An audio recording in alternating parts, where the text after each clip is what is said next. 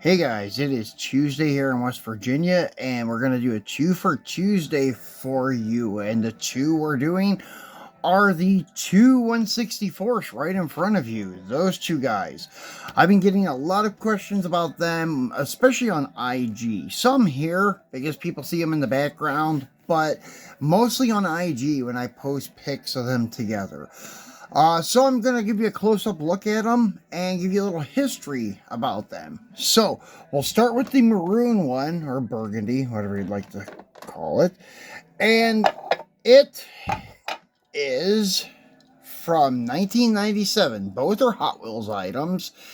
And this is a very nicely detailed piece. As you can see, the base is awesome.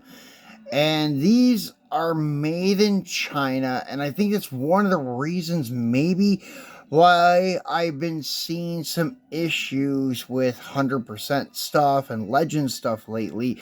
And the issues I've been seeing are paint rash issues, which it's hard to see it on the camera, but you can see a little bit. All these little speckles and lines in the roof, those are not metal flake metallic. That's actually paint rashing. And as you can see, some of the paint rash has nice straight lines to it, and it tells me that maybe the zinc is rotting, like that the alloy is separating and such. Now, it's done this little bit over a period of almost 30 years. This thing is 27 years old now, but so it'll probably outlast me before it starts to crumble and fall apart. But I've seen some that did this for a couple decades, then it accelerated and then just fell apart over another couple of years.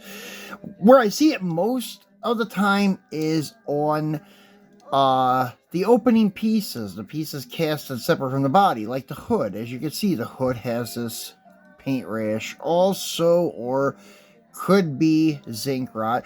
Paint rash sometimes happens because of the way they're packaged, humidity and things like that. Not really from things rubbing against it, but just the like reaction it has to, like, say, styrofoam or plastic when it's stored in a hot, humid attic, something like that. I've seen this happen quite a lot in the Philippines, more than we have here, especially on the Johnny Lightning stuff, older M2 and green light stuff. I seen some older M2s that just disintegrated, fell in pieces. Mainly 124th. But I've also had a couple 164 green lights that had done this. But as you can see, the main body of the car, like the thicker areas, because the roof is pretty thin, this is casted separate, but the thick areas are pretty nice. As you can see, there's nothing on the deck lid, nothing on the sides, and such. And you don't see this happen a lot with the premium cars from Hot Wheels either. I've been noticing it on the 100%. I ordered a Hawaiian 72 Charger from somebody about a week or two ago, and I got it last week, and it started having paint rash on the roof, and it had a couple little spots on the front of the hood area from the rubber bands. It was from the Hot Rod magazine set, and I told the owner, well, I don't want it, I'm going to return it, because you indicated that there was no issues at all, no marks from the rubber bands. The little marks that were from the rubber bands I could have overlooked, but with the paint rashing, I just said, I'm going to steer clear of it. I do have some 100% stuff, and that has nothing wrong with it. It's perfect. So I guess it's just going to be hit or miss. But this car is great looking. As I said, you don't even see it, like, when it's displayed.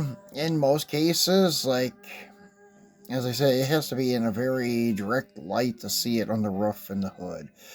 But yeah, as you can see, the car is a fantastic looking vehicle with the interior, two-tone interior, nicely detailed dash and steering wheel, has like a chrome center and the brown ring, Convo Pro centerline wheels, white letter Goodyear Eagle slicks. I mean, the car is done beautifully. The engine compartment is very beautifully done, and gold grill. and such. Very nice piece, nice detailed tail lights and everything like that. I mean, it's very well done. And as I said, it was from a 4-car set, and in a minute I'm going to show you another one from that set. I forgot to bring it out. I was going to do that as like an added bonus for this video. But this is a set called the 40th anniversary of 1957, hence why it came out in 97. It was the 40th anniversary. So here's the other car. This is the main, well, these are the two main reasons I bought that set. And I sold the Fairlane convertible and the Cadillac. And the Fairlane was perfect. It had no paint rash issues happening at all. The Cadillac had some issues on the driver's door. Couple of bubbles, actually. It was more, I guess, noticeable than this stuff because it was actually bubbling the paint on the door of the Caddy, but that was the only place. This has a few little tiny spots. Like, as you can see, it's on the roof flap, just a little bit there. Yeah, sorry about the zoom in. And then there's a little tiny blotch there, and there was one over here, right in here. So little things like that is very hard to notice. But when I'm buying older stuff that has like multi-piece castings where the casting may be thin or something, I look for that because it is prone for zinc rot. But this thing's beautiful. This is Mongoose's 1957 Chevy funny car that he debuted in 97. Very cool piece. And this has very light paint rash, so I don't even worry about it right now. The same thing with the Plymouth. If I could find a finer example with no paint rash of both of them, I will buy them, but I'm not going out of my way to find them right now. But yeah, I just wanted to warn you guys about that if you are trying to find older stuff. And you guys know about the rubber bands, of course, on the black box stuff. The Legend stuff you don't really have to worry about because they come wrapped in like the tissue paper, and they're in styrofoam packing inside of a enclosed box. So they don't even see light until you unbox them. And they never have any packing rubber bands because they're encased in the styrofoam. Which, in some matters, I guess, can be bad for the paint too. As you can see, paint rash. But I think that's more due with the casting than anything. But I really don't know what causes it to happen.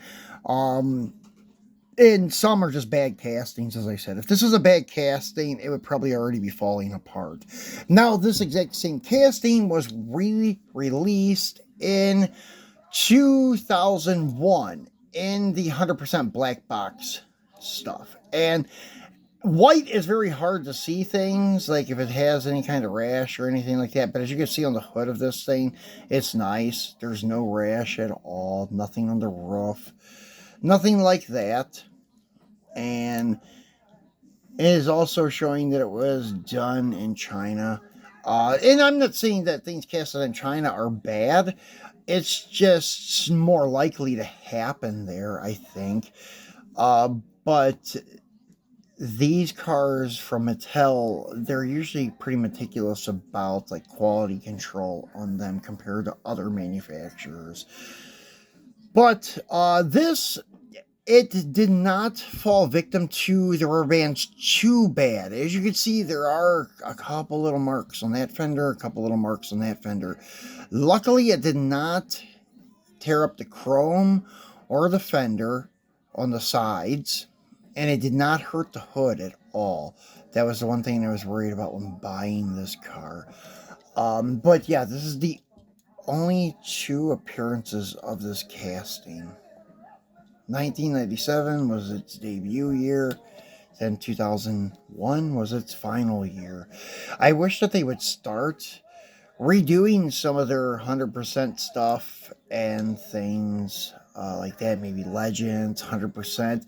Even if they brought them back as like one-piece castings, like didn't have an opening hood, And as you can see, this thing's got a very well detailed motor compartment. Interior is nicely done, but it's not as nice as this one. This one has a lot of detail with the two-tone work, detailed dash.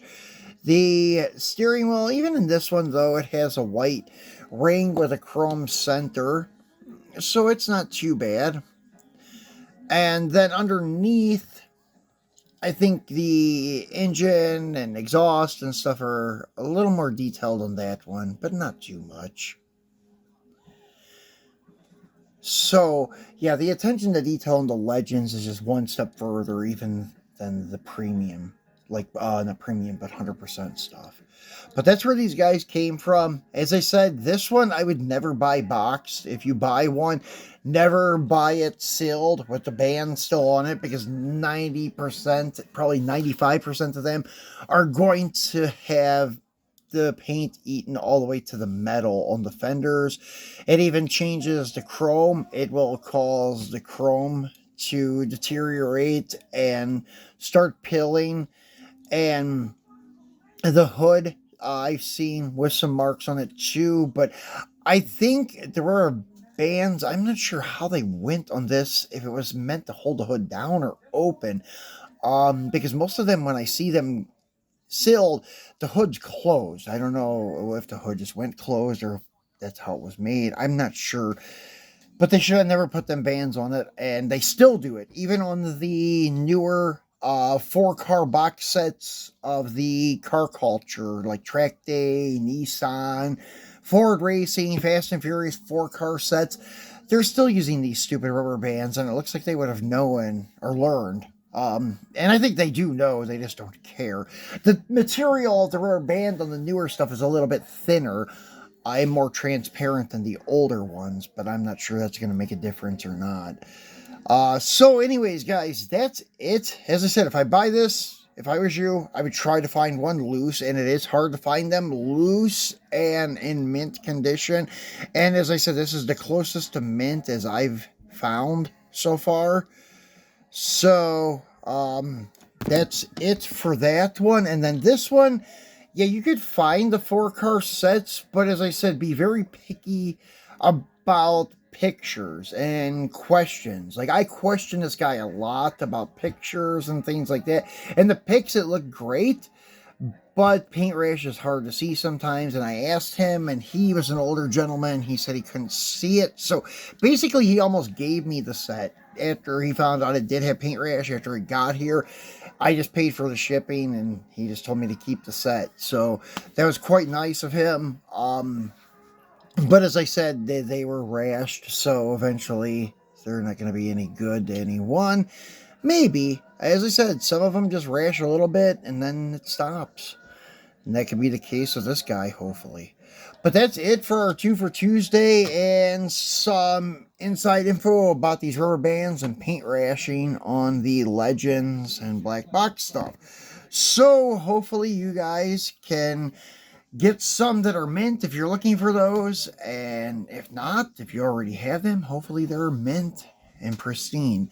But anyways, guys, that's it for 2 for Tuesday. We'll be back again on Friday for a Free It Friday. Not sure what we have in store, but we'll do something cool like always. So I will see you on Friday. Enjoy the rest of your week.